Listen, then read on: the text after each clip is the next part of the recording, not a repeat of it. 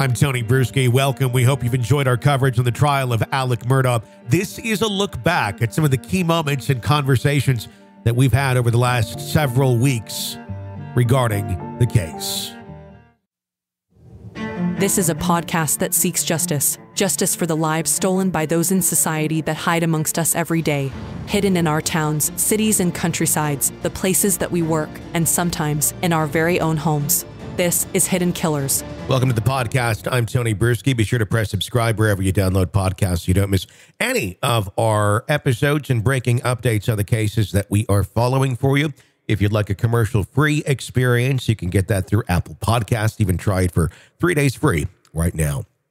Let's go into the conversation today about Alex Murdaugh. Repeated reprimands could result in the family actually being booted from the proceedings. There's been some things that have gone on that maybe you're not aware of. Jennifer Coffindaffer, retired FBI special agent, joining us today to talk about some of those issues. Jennifer, what have you seen? Well, some of the issues were passing something that ended up being a book, but of course we don't know if it was hollowed out or what was in the pages of that book. And so that was a big concern. Just passing anything to someone who is standing trial for a double murder is not going to be tolerated by a judge. In addition, there was a sign that was given by Buster to one of the attorneys when he testified. So things like this are not going to be tolerated. I'm surprised it wasn't acted upon even earlier, but I'm glad to see this judge is maintaining control of their courtroom. They've already been pushed back away from the defendant, and I think that's the appropriate action. It's been very surprising that they would be doing this. I mean, Alec should know full well that this is not something that can be done in court, but was it a thought, in your opinion, that, well, he can get away with it? Is this another reflection of the entitlement that they've had for so long? I think this is such an entitled family. When you just listen to the fact that, they had full-time housekeepers, somebody to make their meals, would go on spending what we would call a spending spree of thousands of dollars was just a normal day out at a store for them. They lived in such a situation of entitlement, and you can see it translate here, that they're just not going to be held accountable for seemingly anything they do. It's amazing how that just continues to go on because it's such a way of life and conditioning for them. There was the bomb threat earlier in the week. Any of your thoughts on that? Is that connected, in your opinion, at all to the Murdaugh family? Is this some sort of jury intimidation technique, or just some idiot that thought, well, I can make a bomb threat and make a big fuss here? Well, considering everything that the Murdaugh family has been has come to light, and especially talking about the recent behavior in the courtroom, I wouldn't put anything past them, having somebody make some sort of a threat. However, there's no information that we have publicly that it is related to the Murdaughs being responsible. So it could just be somebody who called it in to cause a commotion. So, Tony, we don't know, but I'm going to say I would put nothing past Murdaugh.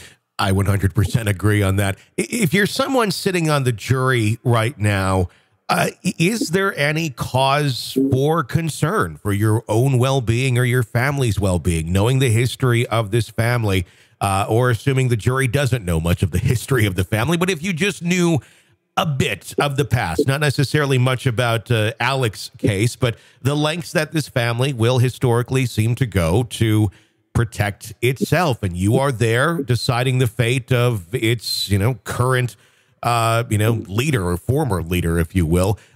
Is there any worry or concern that one of these jurors may recuse himself out or step out of fear? Well, I think we've seen this a lot when we watch mafia trials, when we watch big drug conspiracy trials, that there's certainly this view that possibly a juror could either be coerced by money or coerced by threat.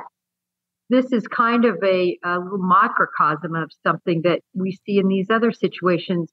But what we found is that when you start taking away power, somebody's sitting in jail, their money has completely declined, their liquid assets are really no more or very reduced. You find that this isn't near the threat that it would have been when Alex Murdaugh was at his prime. Sure. Lots of evidence coming out in the last week or so, some forensic, some circumstantial, both when you put them together, seeming to fit together like a puzzle pretty well. Talk to me about some of the evidence that you've seen thus far that really stands out to you in terms of evidence that's strong enough to convict, and what pieces that maybe don't hold as much weight as some on the outside may think. Well, for me, this case, and I know this was early on in the testimony, but I really just believe as a juror that they're going to look at all the lies and inconsistencies and the objective truth as to where Alex Murdaugh was when these murders took place, where he said he was, where he actually was, what happened in terms of the cellular telephone evidence, the issue with the guns. I know a lot of people thought that testimony wasn't strong, but in my experience, the testimony of an examiner saying, listen, these casings are from the exact same type of casings that were used at their private range. I think that was a very good nexus. And like I said, in my experience, that is usually held on well by jurors. I like that the judge allowed the financial information to come in. It's very important for them to show motive, for them to show just how deep into financial hole he was. And further, I think all of these little conspiracies really give this jury a chance to see the diabolicalness, really the psychotic behavior of Alex Murdaugh on many levels. And I think that's why you're going to see a conviction in this case. He really, they're trying now to paint him as, you know, the aw shucks, good old boy, showing videos of birthday parties, and he's so happy. And how could this man brutally murder his wife and son? But at the same point, he was the aw shucks man at the office as well. People that he worked with that go back to his high school days, that know him even longer than some of his own family. And he was that guy there too, but was able to steal millions of dollars and maintain that character. Is it that far of a cry that there's this whole other side that he painted to his family, the same way he was painting to his law firm for 20 some years, of this complete other human being?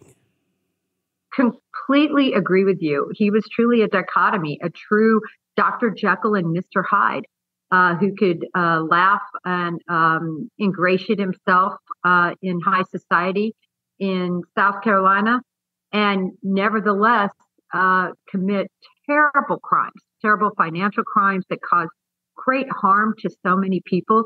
And if we're to believe he committed these two crimes, you know, murdered his own wife and son, it doesn't get any worse than that. And I think we're seeing, as I said, the Dr. Jekyll and Mr. Hyde play out.